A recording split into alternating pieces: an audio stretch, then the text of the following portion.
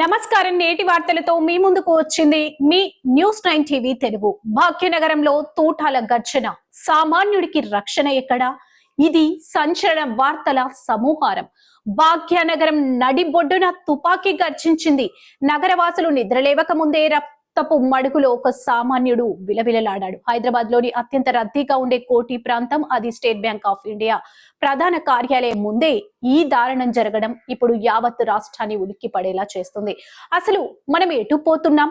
పట్టపగలు నడి రోడ్డుపై గన్ పట్టుకుని తిరుగుతుంటే శాంతి భద్రతలు ఎక్కడున్నట్లు? ఉదయం సరిగ్గా 7 గంటల సమయం. లోకం ఇప్పుడిప్పుడే మేల్కొంటున్న వేళ రిషద్ అనే వ్యక్తి తన వద్ద ఉన్న 6 లక్షల నగదును డిపాజిట్ చేయడానికి ఏటీఎం సెంటర్ కు చేరుకున్నారు. కానీ అతనికి తెలియదు మృత్యువు తన వెంట నీడలా వెంటాడుతోందని.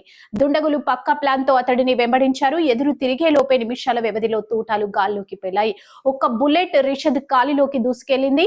రక్తపు మడుగుల్లో అతను కుప్పకూలగానే ఆ 6 లక్షల బ్యాగును ఎత్తుకెళ్లిన దుండగులు పరారయ్యారు. ఘటనా స్థలంలో 2 తూటాలు లభ్యం కావడం పరిస్థితి తీవ్రతను చెప్తుంది. ఈ ఘటన విన్న తర్వాత ప్రతి ఒక్కరి మదిలో మెదిలే ప్రశ్న ఒక్కటే, అసలు ఏం జరుగుతుంది? డబ్బులు డిపాజిట్ చేయడానికి వెళ్ళాలంటే ప్రాణాలకు గ్యారంటీ లేని పరిస్థితి వచ్చిందా? దొంగతనం చేయడానికి కత్తి లేదా కర్ర కాకుండా ఏకంగా గన్ వాడడం దేనికి సంకేతం? నిత్యం వేల మంది తిరిగే కోటి ఏరియాలో పోలీస్ పెట్రోలింగ్ కళ్ళుగప్పి గన్తో తిరగడం సాధ్యమేనా? నేరస్తుల్లో చట్టం అంటే భయం పోయిందా? గన్ కల్చర్ మన నగరానికి పాకిందా? సామాన్యుడి చేతికి రాని గన్ దొంగకు ఎలా వచ్చింది? అసలైన ప్రశ్న ఇక్కడే ఉంది. ఒక సామాన్యుడు ఆత్మరక్షణ కోసం గన్ లైసెన్స్ కావాలంటే వందల నిబంధనలు, నెలల తరబడి విచారణలు ఉంటాయి. కానీ దారి దోపిడీ చేసే దొంగలకు మారణాయుధాలు ఎక్కడి నుంచి వస్తున్నాయి? పొరుగు రాష్ట్రాల నుంచి అక్రమంగా గన్స్ సరఫరా అవుతున్నాయా? పోలీసుల నిఘా వ్యవస్థను దాటుకొని ఇన్ని తూటాలు నగరంలోకి ఎలా ప్రవేశించాయి?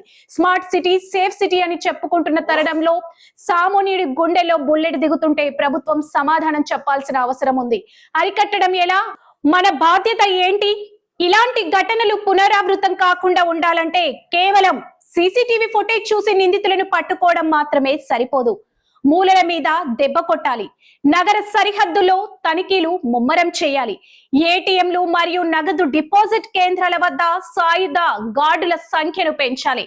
గన్ వాడి నేరం చేసే వారికి కఠినమైన శిక్షలు పడాలి. అది మిగతా వారికి హెచ్చరికగా మారాలి. రిషద్ ప్రస్తుతం ఆసుపత్రిలో చికిత్స పొందుతున్నారు. పోలీసులు దర్యాప్తు చేస్తున్నారు. కానీ ఈ రోజు రిషద్, రేపు మరెవరో. గన్ పట్టుకొని రోడ్ల మీద తిరుగుతున్న మృగాల నుంచి సామాన్యుడికి రక్షణ కల్పించాల్సిన బాధ్యత హోంశాఖపై, పోలీస్ యంత్రాంగంపై ఉంది. ఈ నగరం సురక్షితమని మనం గర్వంగా చెప్పుకోవాలంటే ఈ తుపాకీ సంస్కృతి ఇక్కడే చరమగీతం పాడాలి. పోలీసులు ప్రస్తుతం సీసీటీవీలను జల్లెడ పడుతున్నారు. ఈ దుండగులు ఎవరో త్వరలోనే తేలనుంది.